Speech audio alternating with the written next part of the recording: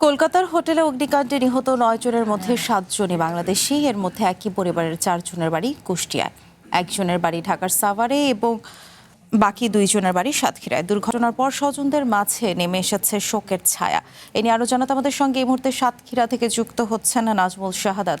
নগদ নিয়ে এলো হার নামানা হার অফার। সর্বনিম্ন ১০,০০০ টাকা রেমিটেন্স নগদে পাঠালে থাকছে স্বর্ণের হার জেতার সুযোগ। নাজমুল, জানাবেন যে নিহতরা আসলে কেন কলকাতায় গিয়েছিলেন সেই বিষয়টি জানতে পেরেছেন কিনা, আর পাশাপাশি আরেকটু জানাবেন যে তাদের স্বজনরা আসলে এই ঘটনায় কি বলছে। বিলাসী, আপনি যেমনটি বলছিলেন, আপনার গত মঙ্গলবার যে অগ্নিকাণ্ডের ঘটনায় কিন্তু সাতক্ষীরার ২ জন সহ আরো অনেক বাংলাদেশি মারা যায়, আর ওই হোটেলে ২৫ জন বাংলাদেশি ছিল। এর ভিতরে যে আমি বর্তমানে যেখানে আছি এটা হলো আপনার আলিমুজ্জামান সাজুর বাসা।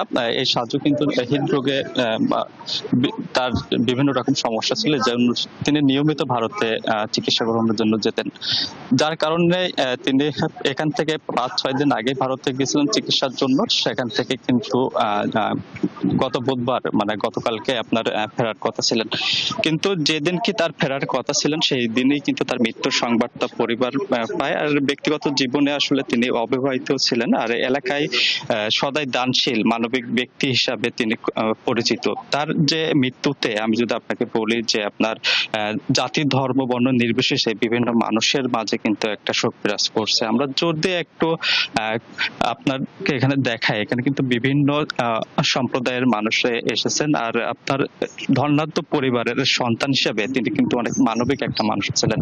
এছাড়া যে আপনার যদি বলি যে অপর যিনি মারা গেছেন তার বাসাও কিন্তু আপনার এই ইউনিয়নের একই ইউনিয়নে, তিনি কিন্তু ভারতেও নিয়মিত যাতায়াত করতেন চিকিৎসার জন্য, সেখানে তার সন্তান। ধন্যবাদ নাজমুল। কলকাতার হোটেলে অগ্নিকাণ্ডে নিহত ৯ জনের মধ্যে ৭ জনই বাংলাদেশের। এর মধ্যে একই পরিবারের ৪ জনের বাড়ি কুষ্টিয়ায়। তবে ঠিক কী কারণে তারা কলকাতায় গিয়েছিলেন সেসব বিষয়ে জানাতে এতক্ষণ আমাদের সঙ্গে যুক্ত ছিলেন নাজমুল শাহাদাত।